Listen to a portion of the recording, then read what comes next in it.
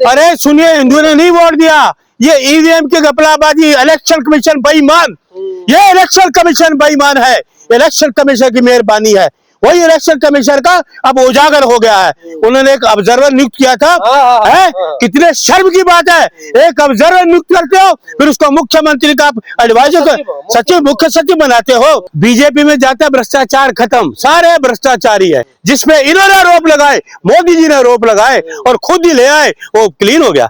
लोग हंसते हैं कि देश का कैसा प्रधानमंत्री है। अरे कैसी सरकार चला रहे हो, देश स्तब्ध है, बर्बाद कर दिया 12 साल में, बर्बादी को ले जा रहे हैं देश को, बर्बादी को। देश के प्रधानमंत्री कहता है सोना मत खरीदो, अरे गरीब को रोटी दो, इस पेट में रोटी दो, गरीब को रोटी चाहिए।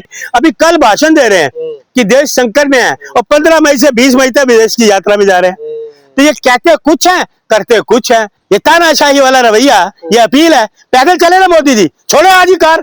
कहाँ गए मोदी जी बताइए? 80% तमिलनाडु में हिंदू हैं, 20% ईसाई हैं, सरकार बनी और ईसाई हैं आज मुख्यमंत्री। आप तो कभी बनाते नहीं किसी को। अरे कितनी शर्म की बात है, सोना मत खरीदो।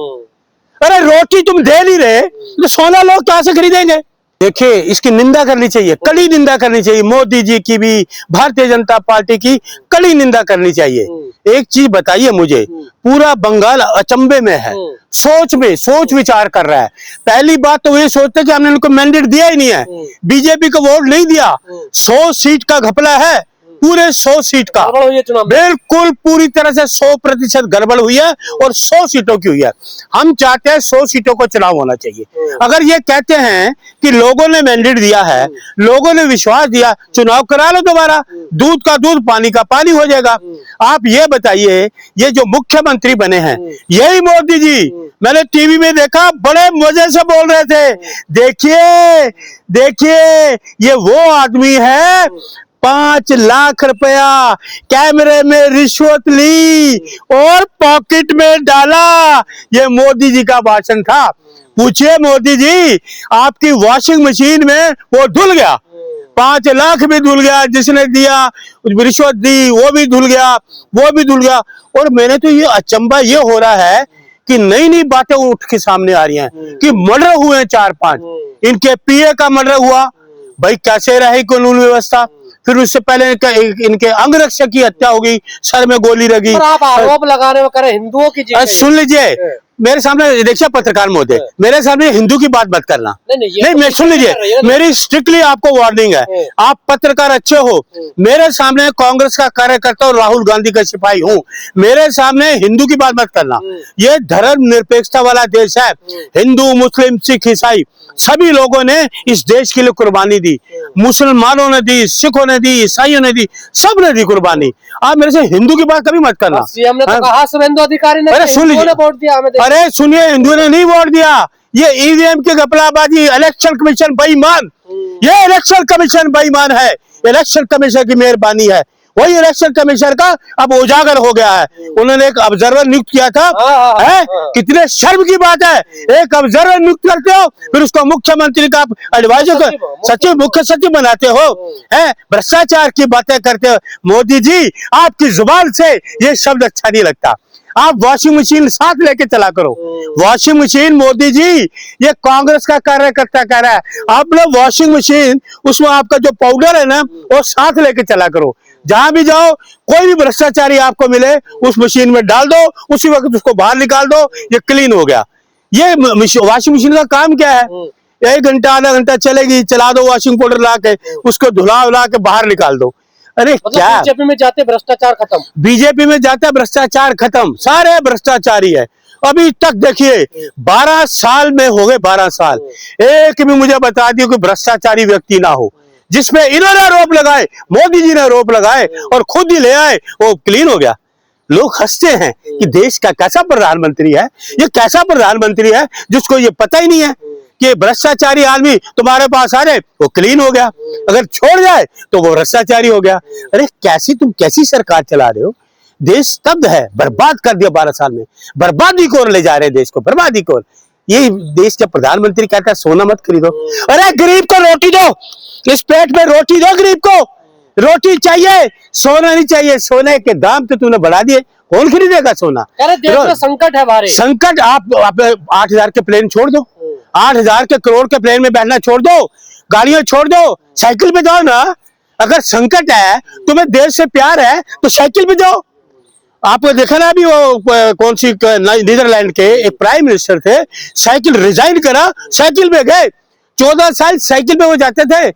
अगर देश में संकट है, साइकिल लो, पैदल जाओ, ये रहा घर आपका लोक कल्याण, जहाँ लोगों को जो पैदल। युद्ध की वजह से संकट आया है, पेट्रोल कम खर्च करिए, खाने वाला तेल कम खर्च करिए, आप सुनिए, सोना मत खरीदिए, विदेश यात्रा मत करिए। आप उनको को आप 10-10 लाख के सूट पहनना छोड़ दो, मेकअप करना छोड़ दो, गाड़ियों में जाना छोड़ दो, प्लेन में जाना छोड़ दो, जाओ ना बस में जाओ।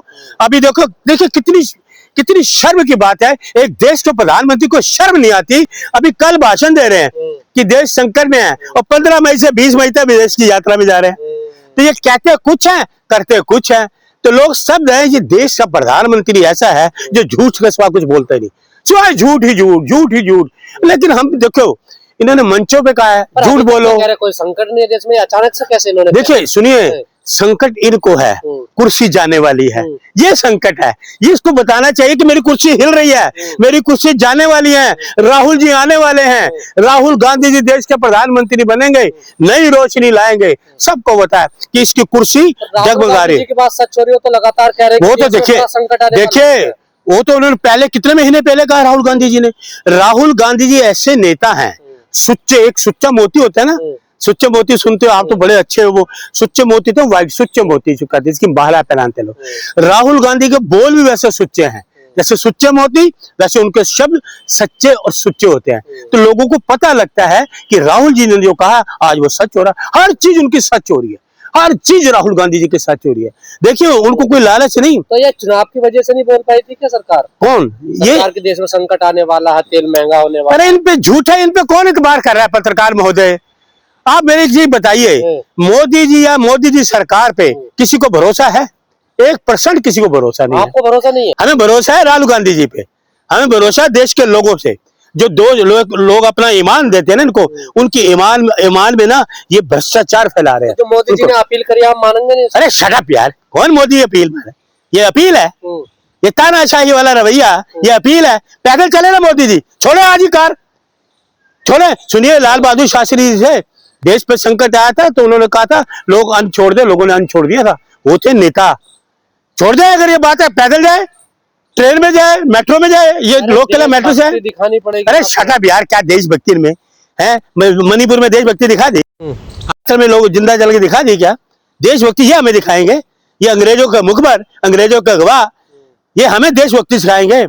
देशभक्ति इनको हमसे सीखनी चाहिए, देशभक्ति कांग्रेस से सीखनी चाहिए, कांग्रेस के नेताओं से सीखनी, कांग्रेस के कार्यकर्ताओं से सीखनी चाहिए। अरे कांग्रेस ने तो तमिलनाडु में धोखा दे दिया। नहीं, तुमने धोखा सबको दिया, सबको धोखा तुमने दिया। सुनिए, अब तमिलनाडु की बात करिए, सुनिए पत्रकार महोदय, तमिलनाडु में लोगों की उम्मीद जागी, लोगों का विश्वास है कि ये दो जोड़ी राहुल गांधी जी और विजय जी, सलाम है इनको, सलाम है, सलाम है। एक वहां सच्ची राजनीति चलेगी, पढ़े लिखों की राजनीति चलेगी, एजुकेशन है वहां पे, 100% एजुकेशन है। वहां तो 80% तो हिंदू है। कहाँ गए इनका हिंदू? वो कहाँ गए? मोदी जी बताइए। 80% तमिलनाडु में हिंदू हैं, 20% ईसाई हैं। सरकार बनी और ईसाई हैं आज मुख्यमंत्री। आप तो कभी बनाते नहीं किसी को, है तो आप हिंदू की बात करोगे? आपको दरकिनार कर दिया, एक सीट नहीं मिली। लालच ऐसी सरकार को, 12 साल में नहीं एक सीट तमिलनाडु में ले पाए। तो हैं राहुल गांधी जी, विजय जी, लोगों की उम्मीद है, विश्वास है। बैठते ही 3 उन्होंने किए पास, बिजली फ्री, आपका जो न्याय मिलेगा महिलाओं के लिए। और देखिए एक नई चीज और उन्होंने कही कि 500 मीटर दायरे में शराब के ठेके बंद कर दिए, बस अड्डों के पास, स्कूल के पास, मंदिरों के पास। ये होता है काम, ये ना कहना कुछ करना कुछ। और जैसे इनके मुख्यमंत्री दिल्ली की 2500 मिलेगा, सिलेंडर मिलेगा, एक नंबर के झूठे मक्कार, ये देशद्रोही लोग हैं। इनकी सरकार जितनी बर्खास्त करना चाहिए, ये देश को लाने नहीं कर सकते। बड़ा संकट आ चुका है क्या? आया हुआ है, ये संकट नहीं है, ये संकट नहीं। एक पूछिए, अरे कितनी शर्म की बात है, सोना मत खरीदो। अरे रोटी तुम दे नहीं रहे तो सोना लोग कहां से खरीदेंगे? 1.5 लाख रुपए का 10 किलो सोना खरीदेंगे। सोना तो तुम सारा का लूट तो तुमने ले ली, जीएसटी तुमने लूट लिया, नोटबंदी तुमने कर ली, इलेक्ट्रो बॉन्ड का तुम पैसा खा गए, कोरोना कांड का तुम पैसा खा गए, सारा पैसा तो तुम्हारा पास है। तुम्हारी तो हर चीज की जांच भी नहीं हो रही। 12 साल हो गए किसी चीज की जांच सामने ही नहीं आई। लानत है ऐसी सरकार को, लानत है, लानत है।